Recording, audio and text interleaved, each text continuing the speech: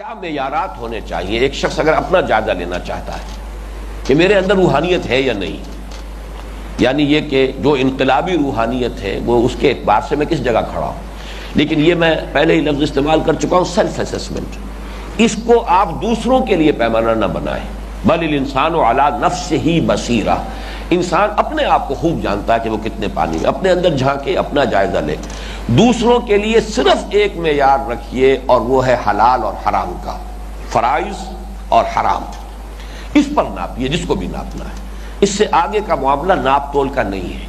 اس میں آپ اپنے دل میں کسی کے لیے قدر محسوس کریں، اس کے لیے محبت محسوس کریں، اس کے کسی بھی نیکی کے کوئی مظہر ہے جو اس میں نظر آ رہا ہے، اس کے اندر کوئی اتباع سنت کا وہ خاص میلان ہے آپ کو نظر آ رہا ہے، وہ آپ اپنے دل میں. لیکن محاسبہ، تنقید، جائزہ کسی کا اس کے اندر صرف اس ایک یارڈ سٹک کے اوپر کہ الحلال بین والحرام بین، جو بھی ہمارا ہوگا معاملہ وہ تو ہوگا اس کے حوالے سے. ہاں اپنی ذات کے لیے پھر اس میں سیلف اسیسمنٹ کے لیے میرے نزدیک سورہ تغابن کا دوسرا رکوع ہمارے سامنے ہمیشہ رہنا چاہیے. اصل میں ناپیے اپنے آپ کو. نمبر ایک، اللہ کی رضا پر راضی رہنے کی کیفیت کتنی پیدا ہو گئی. آپ اندر ہی اندر اللہ تعالیٰ سے لڑائی تو نہیں لڑ رہے، اندر ہی اندر لڑائی لڑنے کا مطلب کیا ہے؟ یہ کیوں ہو گیا، یہ کیا ہو گیا، یہ کس نے کر دیا، وہ اس نے کر دیا، اس پر صدمہ، اس پر رنج. یہ جو شکلیں ہیں در حقیقت یہ اندر ہی اندر ہے. اور یہ کس کے ساتھ لڑائی ہو رہی؟ اللہ کے ساتھ لڑائی ہو رہی. ما اصاب من مصیبت الا باذن اللہ ومن یؤمن باللہ یہد قلبہ.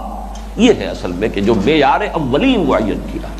اطاعت کو بھی بعد میں لائے ہیں، واطیعوا اللہ واطیعوا الرسول فإن توليتم فإنما على رسولنا البلاغ المبین. اطاعت بھی بعد میں ہے. اصل میں تو یہ انٹرنل ایک کیفیت ہے.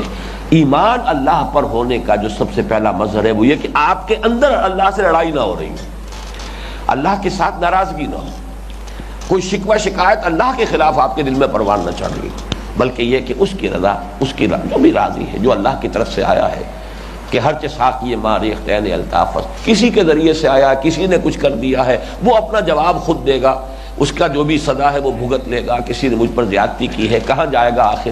پکڑا ہوا اللہ کے حضور میں آ جائے گا. لیکن یہ کہ ان چیزوں میں جہاں تک ضرورت ہو کسی کی سزا دلوانے کی، جو ہمارے ہاں تعزیرات کا نظام ہے وہ اپنی جگہ ہے. وَلَكُمْ فِي الْقِصَاصِ حَيَاةٌ يَا أُولِي الْأَلْبَابِ. لیکن اپنے دل میں یہ سمجھے بغیر تو چارہ نہیں ہے کہ جو شے بھی ہوئی ہے اذن رب کے بغیر تو نہیں ہوئی، اور اگر اذن رب ہے تو اس میں پھر میرے لیے کوئی خیر ہے. اس حوالے سے اللہ کی رضا کے ساتھ راضی رہنا، یہ ہے پہلا معیار. دوسرا اطاعت. اطاعت کتنی؟ وہ تو ظاہر بات ہے کہ اللہ تعالیٰ کی اطاعت میں سب سے پہلے فرائض ہیں، اگر ان کو چھوڑا ہوا ہے، اور سب سے پہلے حرام مطلق چیزوں میں سے کسی کے اندر اگر آدمی پھنسا ہوا ہے تو یوں سمجھے کہ جب تک اس دلدل سے نہیں نکلے گا، روحانیت کا نام لیتا ہے تو غلط وہ حرکت کر رہا ہے. وہ دلدلوں میں پھنسا ہوا ہے، حرام کا کھانا ہے، حرام کا معاملہ ہے، اور اس سب کے اندر جو ہے وہ روحانیت کے لیے کچھ نہ کچھ کوئی جو ہے خاص جو مظاہر ہیں، ظواہر تقویٰ ہیں، ان کا اہتمام ہو رہا ہے، اور اس کے حوالے سے آدمی جو ہے ایک سوڈو کنٹینٹمنٹ، اپنے لیے ایک بہت ہی مصنوعی قسم کا اطمینان حاصل کر لیتا ہے. تو یہ تو در حقیقت شیطان کی ہتھ کنڈوں میں سے ایک ہتھ کنڈا ہے. مست رکھو ذکر و فکر صبح گاہی میں اسے، پختہ تر کر دو مزاج خانقاہی میں اسے، یہی تو اسے درکار ہے. تو پہلی چیز اطاعت کے اندر کیا ہے؟ فرائض، اور اس میں جو چیز حرام ہے اس سے اجتناب مطلق. اب اس کے بعد اصل شے اس دور میں کیا آئے گی؟ یہ ہے اصل میں زمین و آسمان کا فرق جو واقع ہوتا ہے. وہ یہ ہے کہ اب دو حالتیں ہو سکتی ہیں. یا تو اللہ کا دین غالب ہے اور آپ اس کے تحت، اس نظام کے تحت زندگی گزار رہے ہیں، تو ٹھیک ہے، اب جو بھی نظام خلافت ہے، نظام حکومت ہے، آگے کا کام اس کے ذمے ہے. اب آپ اس معاشرے میں رہتے ہو، اچھا کھائیں، اچھا پہنیں.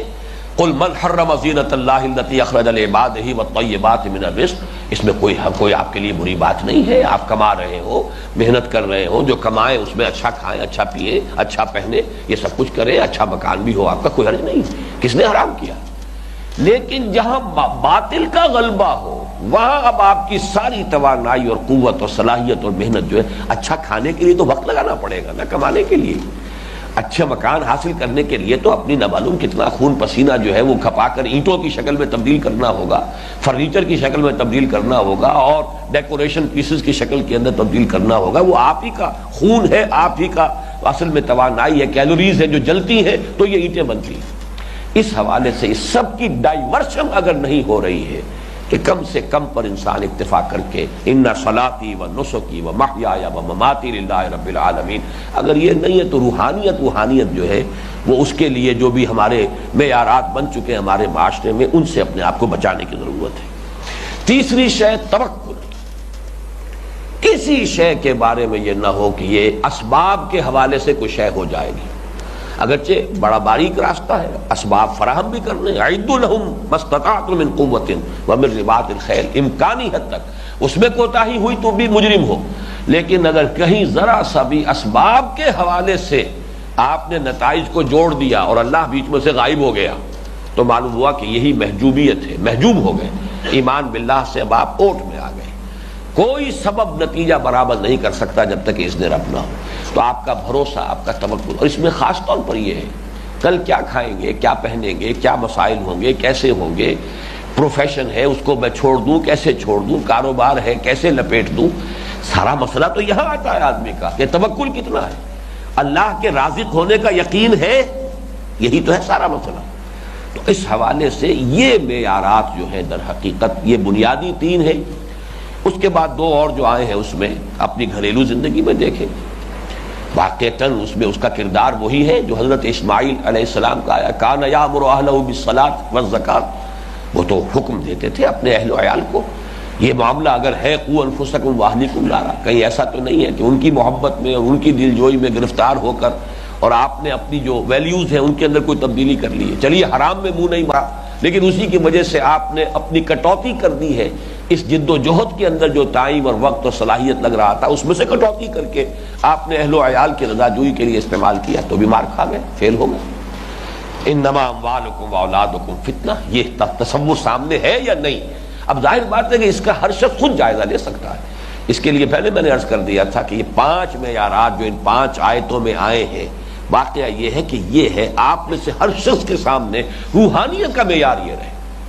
باقی چیزیں اضافی ہیں، یہ صرف جو جس کو کہتے ہیں کہ اوپر کا غازہ لگا ہوا ہے یا یہ کہ کوئی اور آپ نے کاسمیٹکس استعمال کر لیے ہیں، یہ اس طرح کی چیزیں ہیں، یا غازہ ہے یا ساغر و مینا کی کرامات، چہروں پہ جو سرخی نظر آتی ہے سر شام۔